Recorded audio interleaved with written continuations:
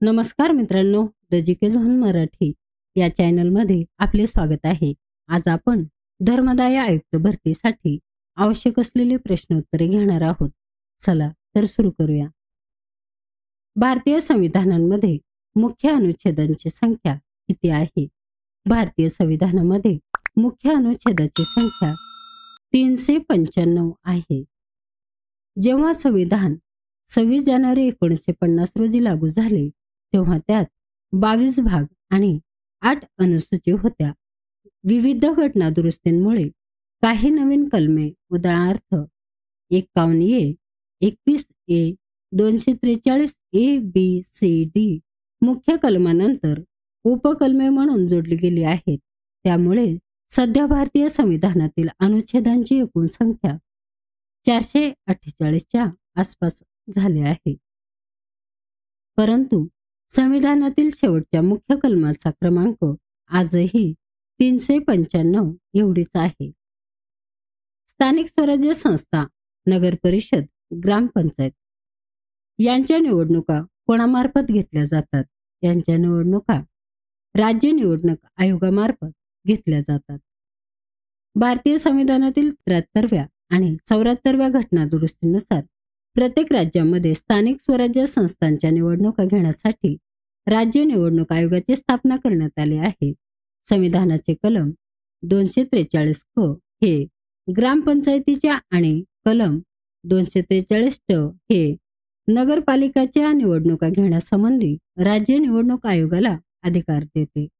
याउलट लोकसभा, राज्यसभा, विधानसभा आणि विधान परिषद यांच्या निवडणुका केंद्रीय निवडणूक आयोग पार पाडतो. गुरु शिखर हे खालीलपैकी कोणत्या पर्वतातील उंच शिखर आहे?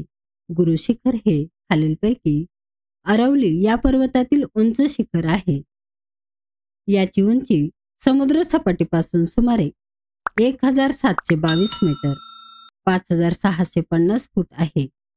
हे शिखर राजस्थान राज्यातील सिरोही जिल्ह्यात माउंट अबू या थंड हवेच्या ठिकाणाजवळ स्थित आहे.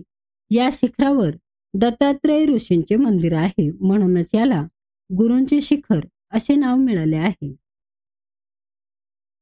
1954 साली पंचशील तत्वे कोणी मांडली होती? 1954 साली पंचशील तत्वे पंडित जवाहरलाल नेहरू यांनी मांडली होती. 1954 साली आंतरराष्ट्रीय संबंधासाठी पंचशील तत्वे प्रामुख्याने भारताचे पहिले पंतप्रधान पंडित जवाहरलाल नेहरू यांनी मांडली आणि चीनचे पहिले प्रीमियर पंतप्रधान झोउ एनलाई यांच्यासोबत ती स्वीकारली गेली. ही तत्वे 29 एप्रिल 1954 रोजी भारत आणि चीन यांच्यात झालेल्या एका कराराच्या तिबेट प्रदेशाबाबत प्रस्तावनेत समाविष्ट करण्यात आली होती. पंचशील हा शब्द मूळतः गौतम बुद्धाने बौद्ध धर्मातील नैतिक आचरणासाठी दिलेल्या 5 नियमांवरून घेतला गेला आहे. परंतु आंतरराष्ट्रीय राजकारणात 1954 साली ही तत्वे पंडित नेहरू यांनी मांडली. ताडोबा आणि पेच व्याघ्र प्रकल्प कोणत्या प्रदेशामध्ये येतात? ताडोबा आणि पेच व्याघ्र प्रकल्प पूर्व महाराष्ट्रात येतात. ताडोबा अंधारी व्याघ्र प्रकल्प हा महाराष्ट्राच्या चंद्रपूर जिल्ह्यामध्ये आहे आणि हा महाराष्ट्रातील सर्वात मोठा आणि जुना राष्ट्रीय उद्यान 1955 आणि व्याघ्र प्रकल्प 1995 आहे. पेंच व्याघ्र प्रकल्प हा प्रकल्प 2 राज्यांमध्ये विभागलेला आहे. याचा काही भाग मध्य प्रदेशातील शिवनी आणि छिंदवाडा जिल्ह्यांमध्ये येतो, तर काही भाग महाराष्ट्रातील नागपूर जिल्ह्यात आहे. याच जंगलाच्या पार्श्वभूमीवर रुडयार्ड किपलिंग यांनी प्रसिद्ध द जंगल बुकची कथा लिहिली होती. कालिदास यांनी रचलेला प्रसिद्ध ग्रंथ कोणता आहे? कालिदास यांनी रचलेला प्रसिद्ध ग्रंथ आहे मेघदूत.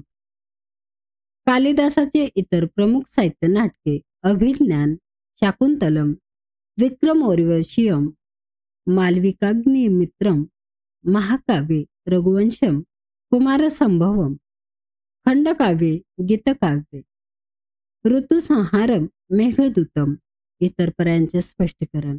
रामायण हे वाल्मिकी ऋषींनी रचलेले आहे. दासबोध हे संत रामदास स्वामींनी रचलेले आहे. भावार्थ रामायण हे संत एकनाथ महाराजांनी रचलेले आहे.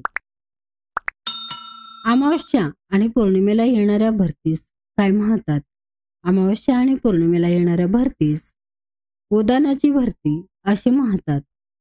उधाणाची भरती ही समुद्रातील पाण्याची पातळी सर्वाधिक वाढवते म्हणून तिला मोठी भरती असेही म्हणतात. ही स्थिती दर महिन्याला अमावस्या आणि पौर्णिमा या 2 तिथींना येते. पौर्णिमा चंद्र पृथ्वीच्या विरुद्ध बाजूस असतो, पण तिन्ही एका रेषेत असतात. अमावस्या चंद्र पृथ्वी आणि सूर्य यांच्यामध्ये असतो आणि तिन्ही एका रेषेत असतात. चंद्र आणि सूर्य या दोघांचे गुरुत्वाकर्षण बल एकत्रित होऊन पृथ्वीवरील पाण्यावर प्रबल म्हणजे सर्वाधिक आकर्षण बल निर्माण होते. या एकत्रित गुरुत्वाकर्षणामुळे पाण्याची पातळी नेहमीपेक्षा जास्त वाढते. परिणामी उधाणाची भरती येते. फळांना आणि फुलांना नारंगी आणि पिवळा रंग कशामुळे प्राप्त होतो? फळांना आणि फुलांना नारंगी आणि पिवळा रंग वर्णलौकेमुळे प्राप्त होतो. वर्णलौके ही वनस्पतीच्या पेशींमधील एक प्रकारची लौके आहेत, जी विविध प्रकारची रंगद्रव्ये तयार करतात आणि साठवून ठेवतात. नारंगी आणि पिवळ्या रंगासाठी प्रामुख्याने कॅरोटीनॉइड नावाचे रंगद्रव्य जबाबदार असतात. फळे पिकताना हिरवे हरित लौके हे वर्णलौकामध्ये रूपांतरित होते. त्यामुळे हिरवा रंग नाहीसा होऊन पिवळा रंग किंवा नारंगी रंग दिसू लागतो. प्रतियोगी सहकारिता हे तत्व कोणी जाहीर केले? प्रतियोगी सहकारिता हे तत्व लोकमान्य टिळक यांनी जाहीर केले. लोकमान्य बाळ गंगाधर टिळक यांनी 1919 मध्ये हे राजकीय धोरण जाहीर केले. या धोरणानुसार ब्रिटिशांच्या भारत सरकारला तेव्हाच सहकार्य करायचे जेव्हा सरकार भारतीयांच्या मागण्याबाबत जबाबदारीने प्रतिसाद देईल. टिळकांच्या मृत्यूनंतर न. चि. केळकर, डॉक्टर बा. सी. मुंजे आणि मदन मालवीया या नेत्यांनी 1923 मध्ये प्रतिसादात्मक सहकारी पक्ष स्थापन केला, जो याच तत्वावर आधारित होता. विभक्ती प्रत्यय किंवा शब्दयोगी अव्यय लागताना नामाचे सर्वनामाचे जे रूप बदलते त्याला टिंबटिंब म्हणतात.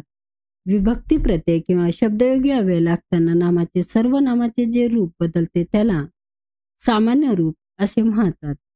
जेव्हा नाम किंवा सर्वनामाला विभक्तीचा प्रत्यय किंवा शब्दयोगी अव्यय जोडले जाते तेव्हा मूळ शब्दांमध्ये जो बदल होतो त्याला सामान्य रूप असे म्हणतात. उदाहरणार्थ, मूळ नाम प्राकृतिक रूप घर, सामान्य रूप घरा, प्रत्यय लागण्यापूर्वीचे बदललेले रूप. विभक्ती प्रत्यय शब्दयोगी अव्यय लागून बनलेला शब्द. घराला विभक्ती प्रत्यय किंवा घराजवळ शब्दयोगी अव्यय. तू मुद्दाम मला त्रास दिला या वाक्यातील अधोरेखित शब्द कोणते क्रियाविशेषण अव्यय आहे? तू मुद्दाम मला त्रास दिला या वाक्यातील अधोरेखित शब्द रीतिवाचक क्रियाविशेषण अव्यय आहे. रीतिवाचक क्रियाविशेषण अव्यय म्हणजे क्रियापदाची रीत किंवा पद्धत. कसे, कोणत्या प्रकारे दर्शवणारे शब्द. प्रश्न: त्रास कसा दिला? उत्तर आहे मुद्दाम दिला. मुद्दाम म्हणजे जाणीवपूर्वक, हेतुपूर्वक म्हणजेच कृती कशा प्रकारे, कशा रीतीने केली गेली हे दर्शविते. साप माझ्या समोरून गेला या वाक्यातील क्रियाविशेषणाचा प्रकार ओळखा. या वाक्यातील क्रियाविशेषणाचा प्रकार आहे स्थलवाचक क्रियाविशेषण. वाक्यातील क्रिया कोठे किंवा कोणत्या ठिकाणाहून घडली हे दर्शविणारे शब्द स्थलवाचक क्रियाविशेषण अव्यय असतात.